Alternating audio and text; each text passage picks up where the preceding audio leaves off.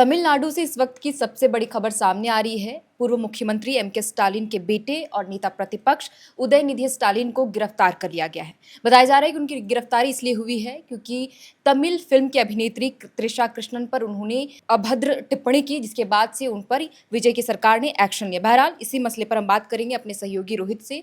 क्या कुछ अपडेट आ रहा है, उनकी गिरफ्तारी हुई है क्या, कुछ कब उन्होंने त्रिशा पर कमेंट किया था इस तरीके का, जिसके बाद पुलिस ने कार्रवाई की है? देखिए उदयनिधि स्टालिन का एक परिचय ये भी है कि वो जो है पूर्व मुख्यमंत्री एमके स्टालिन के बेटे हैं, और दूसरा परिचय ये है कि इस समय तमिलनाडु में नेता विपक्ष हैं, संवैधानिक पद पर हैं एक तरह से। वो कावेरी नदी में जो जल की समस्या है उस बारे में कल भाषण दे रहे थे, सोमवार को भाषण दे रहे थे, जहाँ पर उन्होंने बयान दिया। और उस बयान के पीछे का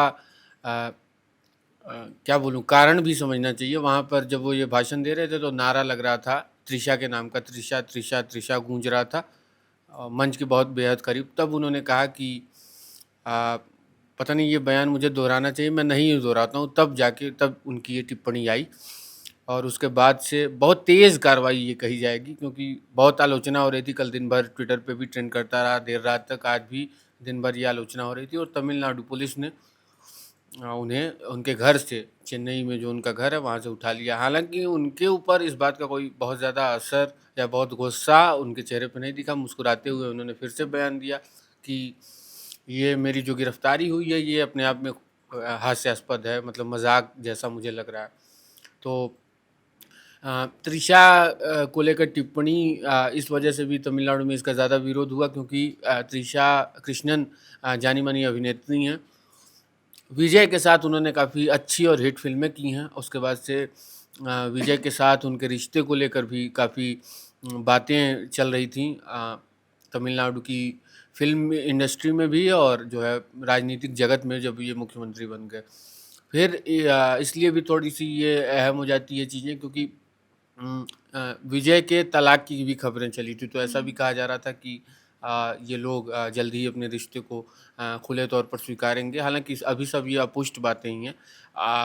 वैसे तो ठीक है कि त्रिशा और विजय के आपसी संबंध अच्छे हैं, और वो एक जानी मानी अभिनेत्री। फिर भी अगर नेता प्रतिपक्ष किसी स्त्री को लेकर इस तरह का बयान दे तो वो अपने आप में दुर्भाग्यपूर्ण है। हालांकि इस पर बहस हो सकती है कि इस पर तुरंत गिरफ्तारी की ज़रूरत थी या नहीं, क्योंकि स्टालिन ने तुरंत, मतलब उदयनिधि स्टालिन ने तुरंत अपने बयान को जो है ये बताया था कि उनके बयान को मिस इंटरप्रेट किया गया। उनके कहने का मतलब केवल कावेरी तक था, लेकिन उनके बयान से ऐसा कहीं नहीं लगता, क्योंकि उन्होंने साफ तौर पे, जब ये नारे लगे उनके, त्रिशा त्रिशा नाम के नारे लगे, तो उन्होंने साफ तौर पे कहा कि पानी कावेरी तक न पहुँचे। इस तरह का उनका बयान था आगे भी। तो ये बयान था, मतलब चूँकि सीएम विजय अपने त्वरित फैसलों के लिए आजकल जाने जा रहे हैं, तो उनका प्रशासन भी इस तरह से मुस्तैद है। लेकिन इसमें एक जो सबसे बड़ा सवाल ये है कि क्या हर महिला, जो भी तमिलनाडु की हर महिला की के प्रति अभद्र टिप्पणी या गलत बयान पर क्या इस तरह से गिरफ्तारी हो सकती है? जैसे उदयनिधि स्टालिन पर भी। लेकिन रोहित, ये कहा जा रहा है कि अब ये मामला हाई मतलब कोर्ट में भी पहुंचा है और इसकी सुनवाई दोपहर को होगी। महिला आयोग भी इस पूरे मामले को देख रही है और वहां भी पहुंच गया ये मामला। जी, वो तो देखिए क्या होता है कि महिला आयोग ज़ाहिर-सी बात है बना ही इसीलिए है कि महिलाओं से जुड़ी जो भी समस्याएँ हैं उनका संज्ञान ले, उसकी शिकायतें दर्ज करे। और चूँकि मैं फिर से वही रिपीट करता हूँ कि चूँकि मामला बहुत हाई प्रोफ़ाइल था, देखते ही देखते आज मैं सुबह जब दफ़्तर आया और मैं ट्विटर ट्रेंड चेक कर रहा था, तब भी त्रिशा और उसके साथ स्टालिन ट्रेंड ही कर रहे थे। तो आप समझ सकती हैं। और तमिलनाडु में आप देखिए ना, कल हम लोग बात कर रहे थे कि किस तरह से सीएम विजय पहला ही चुनाव लड़ते हैं और तुरंत वो मुख्यमंत्री के पद तक पहुंच जाते हैं। तो तमिलनाडु में अपने हीरो, अपने अभिनेताओं, अपने अभिनेत्रियों के प्रति दीवानगी ज़्यादा है। ठीक है, और एक समय था जयललिता की पूजा होती थी, रजनीकांत भी वहाँ पूजे जाते हैं, मंदिर भी है रजनीकांत का। तो स्टालिन को बिल्कुल बहुत अच्छे से पता था कि अगर इस तरह का कोई बयान मैं देता हूँ तो उसका क्या असर हो सकता है। तो उन्हें बचना चाहिए था इस बयान से, ऐसे बयान से, और ऐसे गलत बयान से, ऐसे अभद्र बयान से। इसमें दूसरा पॉइंट ये भी है कि उनका ये ऐसा विवादित बयान पहला नहीं है।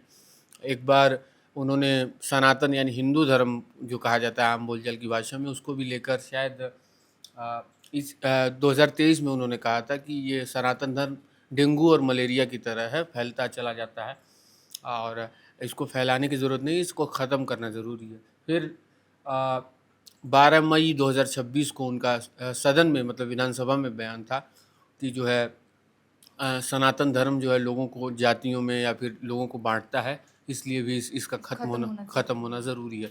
तो तमिलनाडु की, हालांकि मैं मानता हूँ तमिलनाडु की पॉलिटिक्स बड़ी अलग है, मतलब हमारे यहाँ की पॉलिटिक्स से, मतलब खासकर नॉर्थ की पॉलिटिक्स से साउथ की पॉलिटिक्स बहुत अलग है।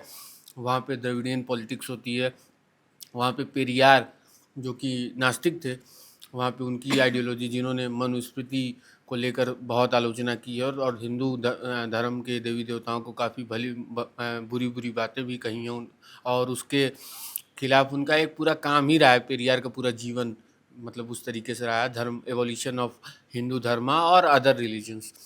तो मतलब पेरियार का वहाँ पे एक अच्छा स्टेक है, पेरियार के अनुयायी भी बहुत अच्छी मात्रा में है।